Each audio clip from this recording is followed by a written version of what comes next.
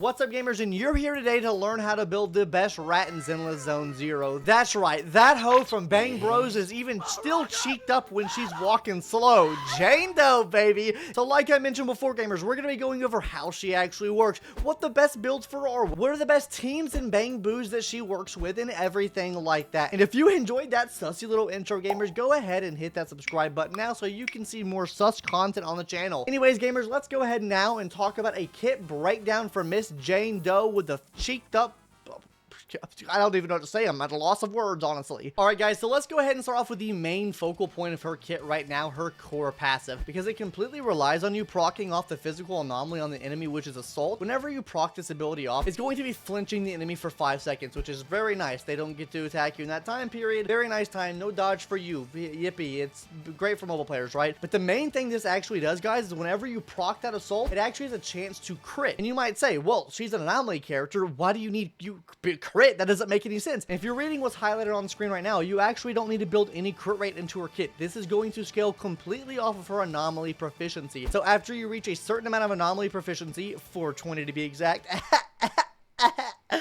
you're actually going to need 420 to max out something else in her kit we'll talk about in a second. But this gets you very, very close to like a 100% crit rate. So every single time she procs this off, it's going to be critting for 50%, which is damage out the ass, bro. And especially paired up with someone like a Grace, right? You can build this up even faster. We'll get into teams near the end of the video and talk about who actually works well with her. But I love when they add things to characters like this, right? It gives a stat, it gives another stat, right? So it's basically giving you a stat for free just for building the character correctly. It's incentivizing you to build the character in the correct way. And then the second part of her passive is essentially giving you 30% extra anomaly buildup, which means you can proc this off even faster because her anomaly buildup is faster. That means it swirls around faster, it gets to the end faster, and boop, crit.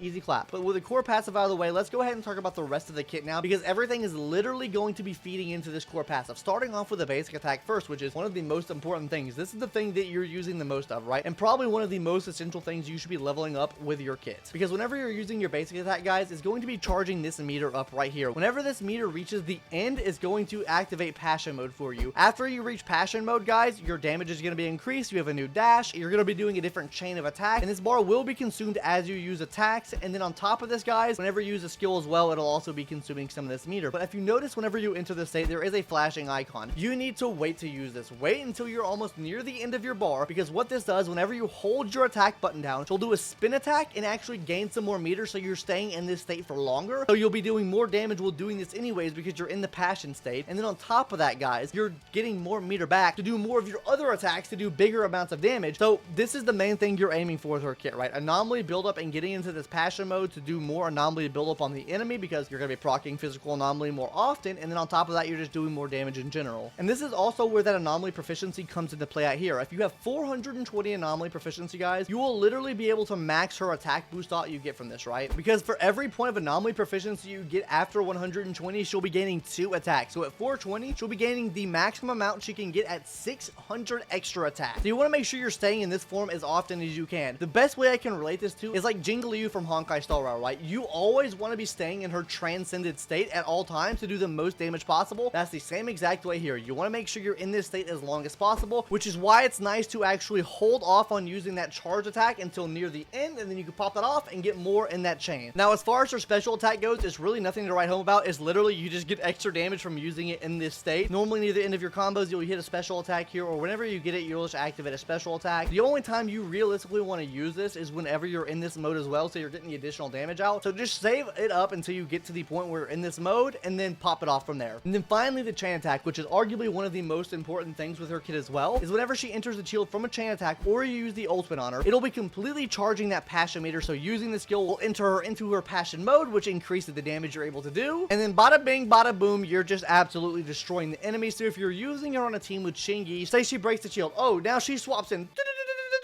boom, now I have a passion meter fully up. That was cringe. I am so sorry I did that. Anyways, guys, that's the basic breakdown of her kit. So let's go ahead and talk about what her best W engines or weapons are now. So her best in slot W engine, guys, is going to be her signature weapon, guys. Come on. Signature weapon equals the best weapon in the game for said character. So if you pull for her weapon, that's going to be the best. But the good thing about Jane Doe, guys, is her second and third best in slot options are completely free to play W engines that you can get in the game right now. And how do you get those W engines, you might ask? easy enough by going into this gadget store here, guys. The W engines that you're going to be looking for here is obviously an A rank W engine. It's going to be second best in slot Weeping Gemini and third best in slot Rainforest Gourmet, the one that looks like a little dinosaur. I don't even know what I would describe this as, like a little rabbit or something that's like messed up, like a stuffed animal. I don't know, but this is going to be the second best in slot. And the reason why this is the second best in slot, guys, is because first of all, it's giving you an attack bonus. Not as good as it could be. It could have given you anomaly proficiency here. That would have been much better. But the big thing here, guys, is whenever you activate an attribute anomaly on the enemy, you're actually getting anomaly proficiency that can stack up to 4 times. So what this means is that 4 stacks at S1, which is putting no dupes into this thing at all, you're getting 120 anomaly proficiency. Then at the max superimposition, the max duplicates added, you're getting 192, which brings you basically halfway to your goal of 420 that you need. Then you focus on getting the rest in your stats later on. I will mention though, depending on the team, this can be easier or harder to get. Like if you're using a team with Grace, then this will be easier to get, but we'll mention that at the end of the video when we talk about the teams. Just know that this is going to be your second best in slot because you can get so much anomaly proficiency for it. But if you didn't want to rock with that and you had the little dinosaur lizard man here, he also works well too, because at level 60 it will be giving you 75 anomaly proficiency, which is just free out of the gate, and then we'll be giving you an additional attack buff on top of that. Now the reason why this is third best is because it only gives 75. The potential with the other one, even at S1, is just so much better than the anomaly proficiency that this can provide. We're talking if you proc 2 of your anomalies on the enemy with the other one, you're already at a higher amount of anomaly proficiency than what this can provide, but this is still a good W engine just because it gives you 75 out of the gate, and then plus that attack buff as well. So those are going to be the best in slot W engines for Miss Jane Doe the hoe. Now let's go ahead and talk about probably the part you've been waiting for, right? Which is me scamming you and telling you to subscribe to my YouTube channel. Yep, you might have clicked on the timestamp for this drive. Subscribe now so you don't get scammed ever again, because if you subscribe, then you'll know I'll always scam you at this point in the video for relics or W engines. But let me stop the scam. Let's go ahead now and talk about the best in slot disk drives that you can use and the best stats you can get for them. So her best 4-piece set is going to be a 4-piece of the Freedom Blues, because first of all, it's giving a free 30 anomaly proficiency to her, which will be increasing her crit rate and attack. This is just a free stat you get from having a 2-piece set of this. And then at a 4-piece set, guys, whenever you use the EX skill on an enemy, this will be reducing the enemy's anomaly buildup resistance by 20%. So that means you're proccing her anomalies off that much faster, which means you're able to crit with them that much faster and just get more damage out overall with her. So a 4-piece set of this is going to be absolutely amazing. Though farming this set might be kind of cringe if you don't have like an Ellen on your account or something, because it does come with a polar metal set. If you don't have like an ice damaging type unit, then it might be kind of cringe. But if you're waiting for Miyabi or Miyabi, whatever her name is, then this might be beneficial to go ahead and start pre-farming for her now, right? Now let's go ahead and talk about the best 2-piece set, which is Fanged Metal. The reason why Fanged Metal is good, it gives you increased physical damage. That's really all it is to it. Just run a 2-piece of this, increase physical damage. Now the set you get with this is actually Hormone Punk, which can actually be something else that's decent to run on her, because I do want to talk about an alternative build that you could use, which is definitely worse than running the 4-piece blues with a 2-piece Fanged. You can actually run 2-piece blues, 2-piece Fanged, and a 2-piece Hormone Punk to get the extra attack, which could help you out in the short term as far as like gearing her up correctly, because you can get Hormone Punk from the same place you get the Fanged Metal from. So that's always something to look out for. I would always though recommend at least a 2-piece blues just for the extra anomaly proficiency, because that literally gives you so many free stats for your account. Please get that. That's going to be absolutely essential. Always 2-piece blues and 2-piece Fanged if you can manage it. And then obviously you'll be getting the Hormone Punk from this as well, so you can run that. But you can always flex the third 2-piece set in if you're running a 2-2-2 on her to accommodate the current needs of your account. But those are all the disk drive sets that I want to talk about. Let's go ahead and talk about some of those main and subsets now. Starting out with the main sets first. On your 4 slot, you are going to be wanting to focus on anomaly proficiency. Literally, like we mentioned so many times, almost everything in her kit scales off of her anomaly proficiency. Make sure this is anomaly proficiency. This is going to give you the best chances of critting the enemy and also give you the most attack bonus as well. So number 4, nothing else you can run here. Anomaly proficiency, that is a must have here. The number 5 slot can actually be flexed out a bit, because you can run physical damage boost here, or you can run attack percent here as well. Either of these will work. Physical damage is better, but attack percentage can be a nice secondary main stat here, especially if your substats on that attack piece are better than the physical damage piece. Like if you have anomaly proficiency, that would be a great reason to swap out physical damage for the attack, because anomaly proficiency gives you extra attack, and if you just have physical damage, then you're maybe not getting that if you don't have anomaly proficiency in the subs. And for the 6th drive, guys, you're going to be wanting to get anomaly mastery. This is also a non-negotiable. You want to be building up the anomaly as much as humanly possible and as fast as humanly possible, and this is what's going to allow you to do that. So make sure you're getting this here. Those are the 3 main stats you're going to be wanting to focus on. Now let's go ahead and talk about the substats. The number 1 substat that you want to be aiming for, guys, is anomaly proficiency. This is what most of her kit scales off of. I know I've said it 100 times in this video. I just really want to drill that in. Anomaly proficiency, super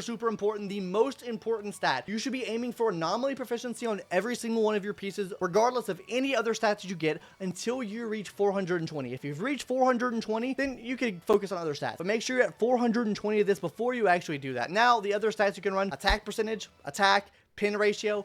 Really doesn't matter. These are the most attacking stats you can put on her, so throw that on her. It'll give her some extra damage, but anomaly proficiency is the #1 thing you want to aim for here. But that's really all I have to say about these stats and sets right now. Let's go ahead now and talk about her best teams and Bang Bros. I mean, Bangboos, not Bang Bros. She surely wouldn't be on there, right? So what I think her best in slot team is going to be, guys, is a team with Grace and Seth. And luckily, Seth is on the banner with her, so you might already just have him. I think running her and Seth on the same team are really good because he does help with Anomaly a lot. So having him on the team is going to be great. And then on top of that, having Grace on the team is going to be very good as well because she builds up anomalies so fast. And then on top of that, you can proc off the disorder as well, which keeps the enemy stunned for a little bit longer. So you can build up anomaly fast with Grace, switch over to Jane Doe, hit the assault on the enemy, and then you trigger the disorder as well. You're just getting massive damage from that. Seth is in here helping out as well because first of all, he's electric, so you get the buff for having 2 electric characters on the team. And then on top of that, spoiler warning, if you haven't played the story yet, you're getting the buff for having 2 police officers on the team as well. So this is like a match made in heaven. I think this is going to be by far her best in slot team right now. Grace is just so good at anomaly build-up. I think she is probably the best, like, standard 5-star character in the game right now. But now let's go ahead and talk about the second best in slot team now, which is a team with her, Piper, and Seth. Piper's here because Piper's also physical, which means you can actually use Jane Doe's buff or core passive with Piper here as well. Now, it doesn't work as well as someone like Grace does, right? Because she doesn't build up anomaly as fast as someone like Grace does. But the big thing here is you can proc off the ability with 2 different characters, so that means if you don't swap in time, Piper is still popping off that ability as well, so I do think this is going to be a very nice team for you to run. Now, a final team that I would recommend is probably a team with her and Nekomata on the same team. You can kind of run whoever else you want. If you had a Chingy on your account, run her. If you have a Seth on your account, run him there. Now, this is not a full anomaly-based team, so maybe Seth wouldn't bring you as much value here as like a Chingy or a Breaker would, because Nekomata really doesn't play that much off anomaly proficiency. The reason why I recommend Nekomata, though, is because whenever the enemy gets inflicted with Assault, which is the main point of having Jane Doe on the team, her next EX ability is getting a 35% buff, and that can stack up to 2 times. So you can get a 75% EX skill buff for Nekomata just by hitting Assault 2 times on the enemies, which is a pretty decent buff. The only problem with this team is you'll probably have low fuel time with both Jane Doe and also Nekomata as well, because you want your breaker to focus on breaking the enemy as fast as possible. So then you put them on the field when they're broken, so you have very short windows of time when they're actually on the field. This is probably the least viable team in this viable team list. Like, obviously she has other teams. I just think these are the 3 best teams for her. As far as your Bangboos you can run with her, the police one, gonna be great. As long as you're using her and Seth on the same team, you'll be getting this buff at all times. Now, another option you could run, especially if you're running on a Piper team, you could run Boo Revolver as well. He helps with anomaly buildup. That's another great option. And then a final option you could run is something like Magnaboo, which needs 1 anomaly character on the team. He kind of gets all the enemies gathered up, so you can kind of like get all like the side ads lined up and then hit all of them at the same time, which can be pretty nice actually. But yeah, those are the 3 Bangboos that I would recommend as well. Anyways, gamers, are you pulling for Jane Doe, the mommy of mommies, the thickest rat in Hoyoverse? Shit, I know I am. Anyways, gamers, that's gonna do it for today's video. If you like the video, then press the like button. If you dislike it, press the dislike button and let me know why you hate my guts in the comment section down below. And yeah, that's gonna do it. Subscribe to the channel if you haven't already. Oh, and I forgot to tell you.